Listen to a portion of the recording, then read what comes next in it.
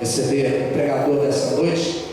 Deus usou de manhã e vai usar novamente à noite. Vamos receber aplaudindo ao Senhor, pastor Nicodemos.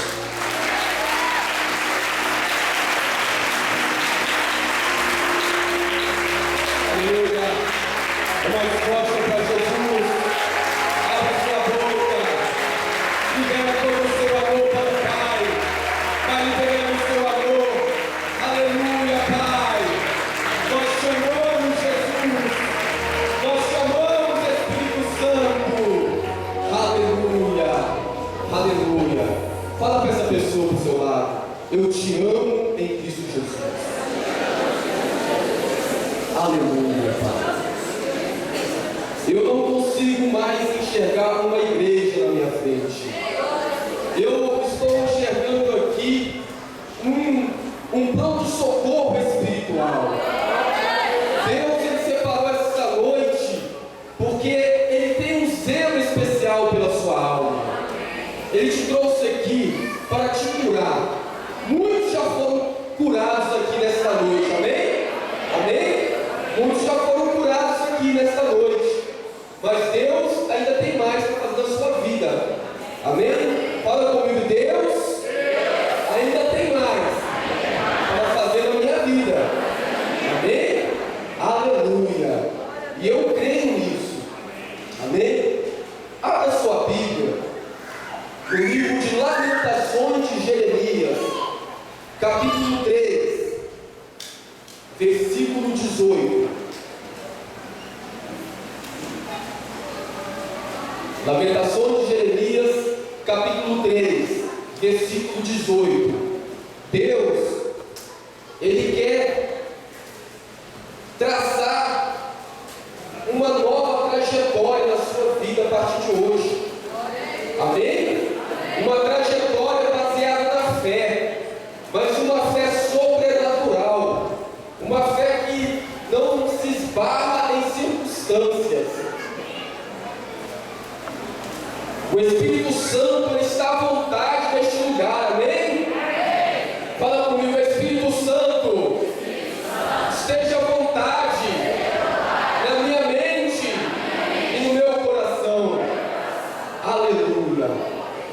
Lamentações de Jeremias, capítulo 3, versículo 18. Assim diz a palavra: Então disse eu, já pereceu a minha glória, como também a minha esperança no Senhor. Lembra-te da minha aflição e do meu pranto, do absinto e do veneno. Minha alma continuamente os recorda e se abate dentro de mim. Quero trazer à memória o que me pode dar esperança. As misericórdias do Senhor são as causas de não sermos consumidos, porque as suas misericórdias não têm fim. Amém? Digam todos graças a Deus. Pode assentar no seu lugar. Aleluia. Aleluia. Aquele que está com sede da palavra, diga amém. Aleluia, Pai. Louvado seja o teu nome. Nós acabamos de ler um texto aonde o profeta Jeremias, ele mostra 3 fases na vida de um homem quando enfrenta uma grande crise, quando se depara com uma situação aonde ele não tem mais controle. A primeira coisa que aconteceu com Jeremias, ele perdeu a esperança no Senhor. Repita comigo, Jeremias perdeu a esperança no Senhor. Aí eu vejo alguns alívios aqui. Porque se Jeremias perdeu a esperança, e eu, e você, o diabo, ele tem aproveitado desta área na vida de muito crente para desestabilizar e para tirar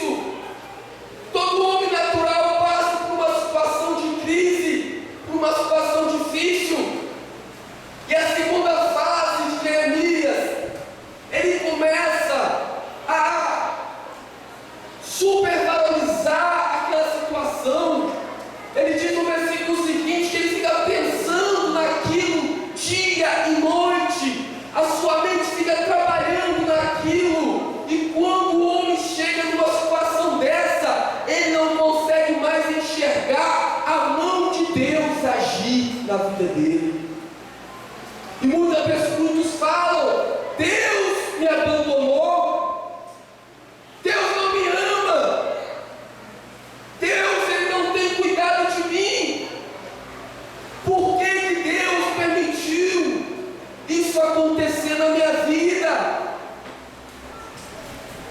E Jeremias passou por essa fase, mas existe uma terceira fase que também tem que ser natural na minha vida, na sua vida e na vida de todos aqueles que um dia conheceu a presença sobrenatural de Deus, aquele que um dia conheceu o autor da vida, aquele que tem nas suas mãos o domínio de todas as coisas, aquele que tem a palavra final, aquele que decide realmente o que vai acontecer na sua vida.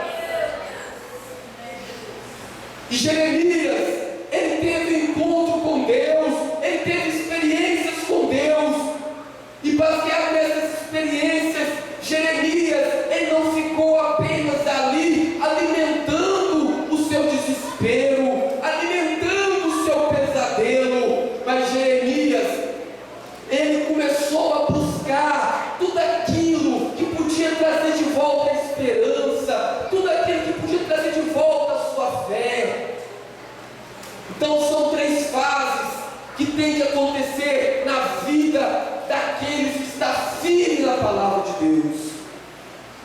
Agora, para nós diferenciarmos o que é esperança e o que é fé, o sentido é quase o mesmo, mas a esperança, ela está limitada a circunstâncias naturais. De acordo com a tradução, de acordo com o dicionário, a esperança, ela está limitada a circunstâncias, aquilo que nos cerca, aquilo que nós podemos ver. Mas o que é que acontece quando você não consegue mais ver? Quando você não consegue mais escutar que essa situação ela pode mudar? Que aquilo que você está vivendo, que existe um Deus que pode mudar aquela situação. Aleluia, fala comigo, existe um Deus que pode mudar essa situação na minha vida, e eu creio que o meu Deus vai liberar a palavra de vitória sobre a minha vida. Aleluia, você que crê, louva o Senhor Jesus, aleluia, Pai, aleluia, Jesus, santo é o teu nome.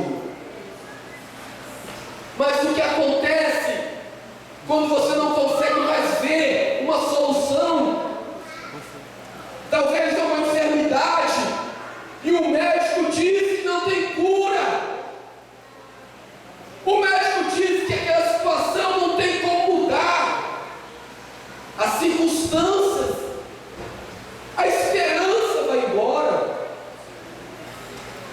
Diante de uma crise de um relacionamento, quantos casamentos não têm chegado ao destino que Deus fez para aquele casamento, porque diante de uma crise, diante de uma briga, a esperança vai embora.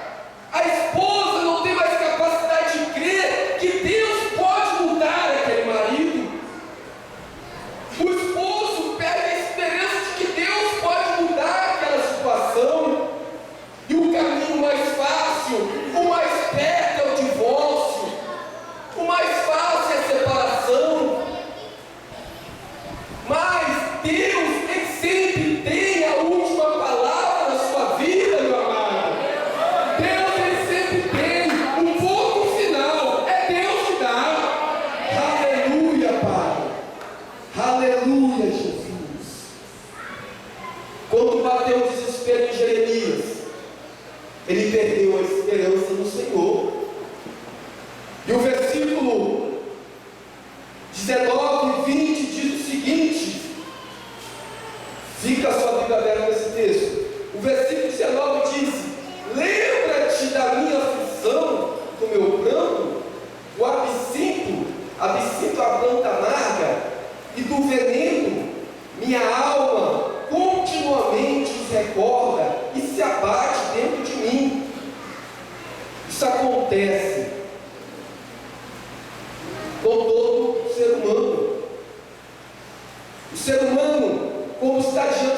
crise, diante de uma situação, a mente racional começa a trabalhar constantemente.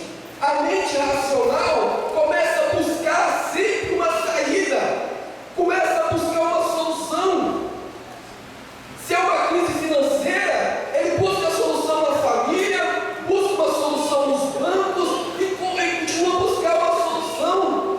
Se é enfermidade, busca alguma solução na medicina.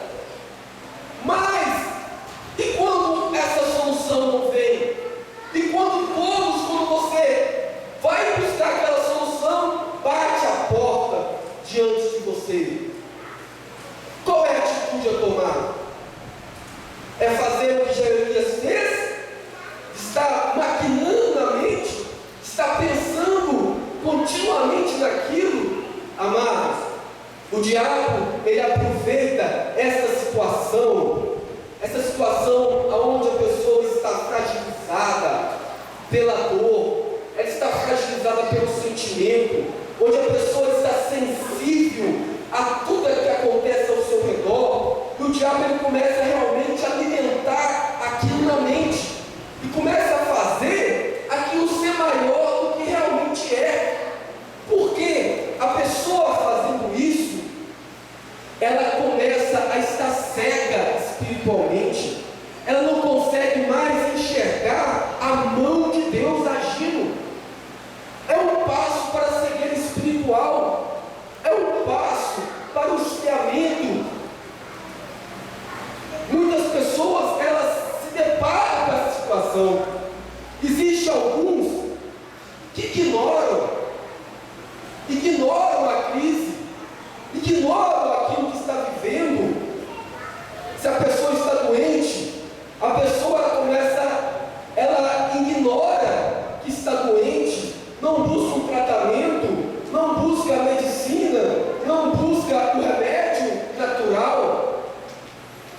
Eu já ouço muitos casos de alguns crentes que ouvem a palavra de fé, a palavra de oração, e entra no vestibular ou faz uma inscrição em alguma empresa para um processo seletivo, e a pessoa não estuda, porque ela diz consigo mesmo: a porta que Deus abre ninguém fecha. Mas não é assim que funciona. Você não pode ignorar aquela situação. Para Deus agir na sua vida, você tem que agir em função daquilo que está acontecendo. Deus pode fazer isso? Pode, porque Ele já fez na minha vida. Mas eu não me ignorei.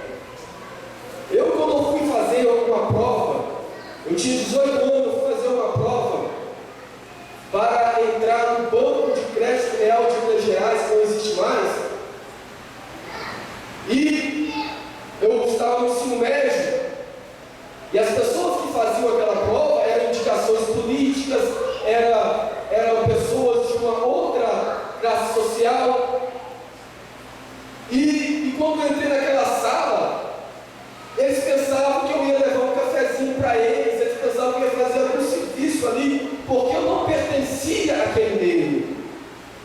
Mas eu tinha estudado para aquela prova, eu estudei, eu batalhei, eu investi tempo, mesmo que o tempo era curto, mas eu estudei. Mas existem situações na sua vida que Deus, Ele quer provar que a mão dele é poderosa. Existem situações na nossa vida que Deus, Ele quer provar que o que você está conquistando, o que você conquistou, foi Ele que te deu, não foi a mão do homem, foi Ele que colocou na sua mão. Aleluia, Pai. Aleluia, Jesus. Aleluia, Pai. Só para alimentar a sua fé, eu fui fazer essa prova, e eu entrei na sala, eu senti uma opressão muito grande, porque é visível como você não pertence a uma classe social. Você vê a diferença. As pessoas estranharam de eu estar ali para fazer aquela prova. Eu sentei para fazer a primeira prova, eu comecei a fazer, e eu fiz aquela prova com convicção. Mas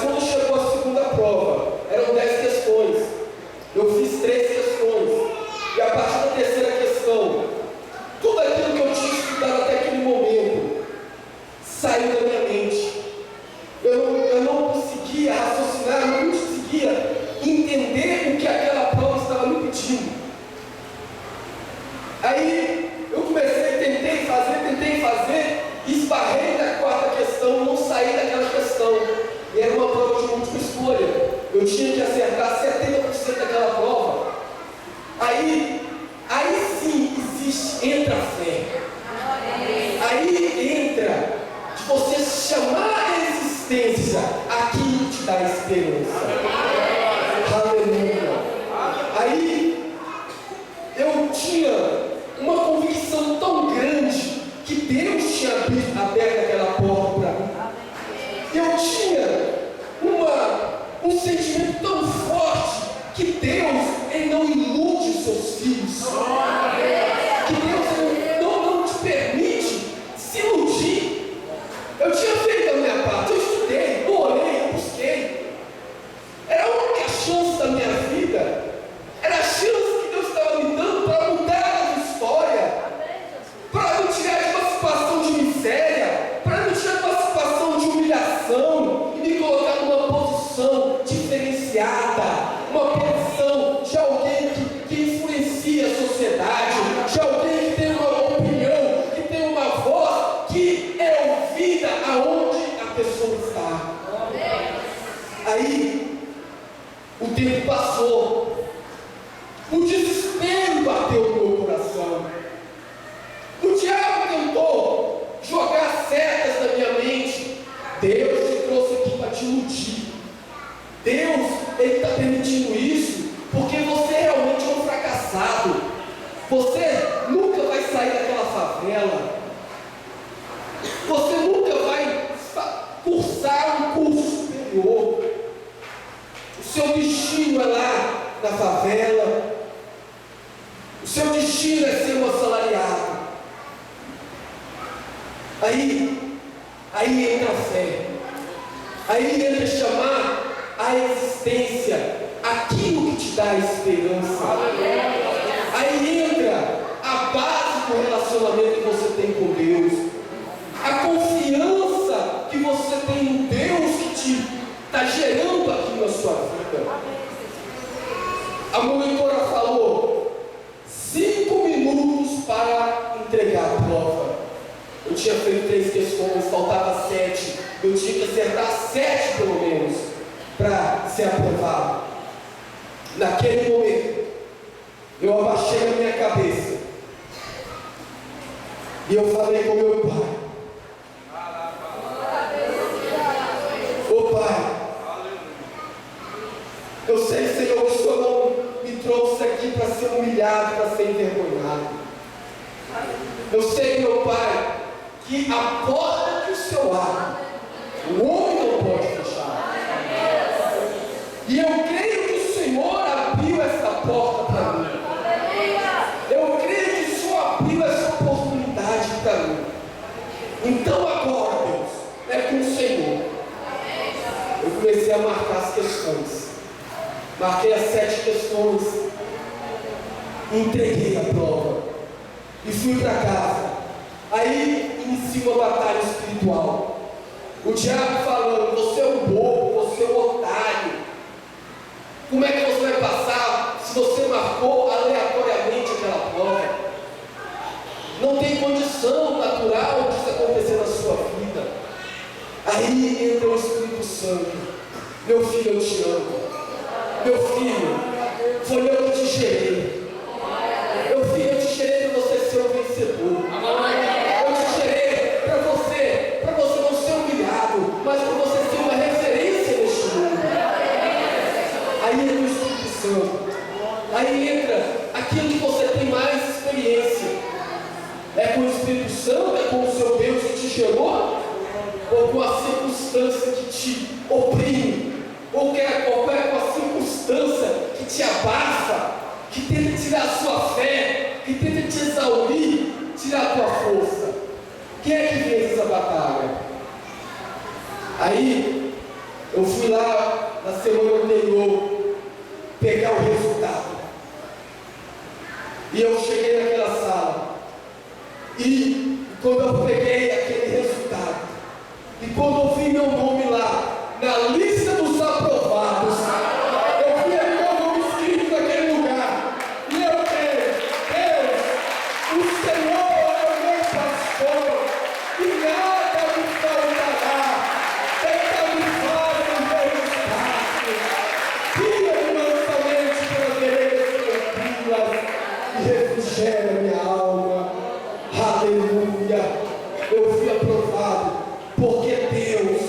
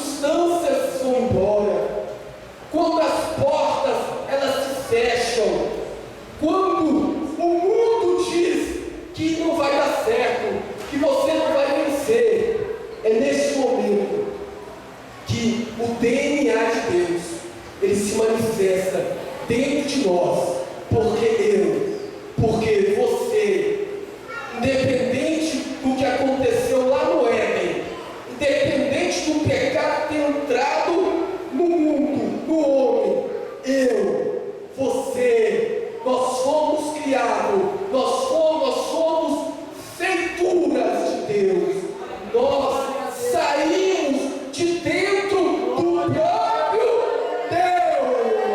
Aleluia, Pai. Aleluia, Jesus. Aleluia, Pai. Aleluia, Senhor. Aleluia. Aí Jeremias, ele diz, no versículo 21, ele diz: quero trazer à memória o que me pode dar esperança. As misericórdias do Senhor são as causas de não sermos consumidos, porque as suas misericórdias não têm fim. Aleluia! Repita comigo, isso tem que estar dentro da sua mente, para você iniciar uma semana de vitória, para você vencer um gigante que te espera amanhã, segunda-feira, e durante essa semana. As misericórdias do Senhor não têm fim. Amém? Repite comigo. As misericórdias do Senhor não têm fim. De novo. As misericórdias do Senhor não têm fim.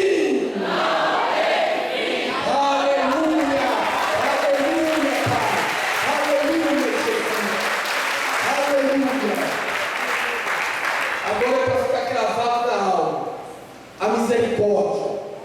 A palavra misericórdia, traduzido do hebraico, ela quer dizer um amor incondicional. Misericórdia quer dizer um amor incondicional em uma aliança entre Deus e o homem. Então, quando eu falo para o mundo espiritual que as misericórdias do Senhor, elas não têm fim, eu estou dizendo para o mundo espiritual que a aliança que eu tenho com Deus, a aliança que Deus tem comigo, ela não tem fim. Aleluia, Pai. Aleluia, Jesus. Aleluia, Senhor. Aleluia. Coloca a mão no seu coração. Como eu disse, o Espírito Santo, ele fez deste templo um grande hospital. As águas do Espírito Santo, elas foram derramadas sobre a igreja. Esse lugar está inundado pelas águas do Espírito Santo.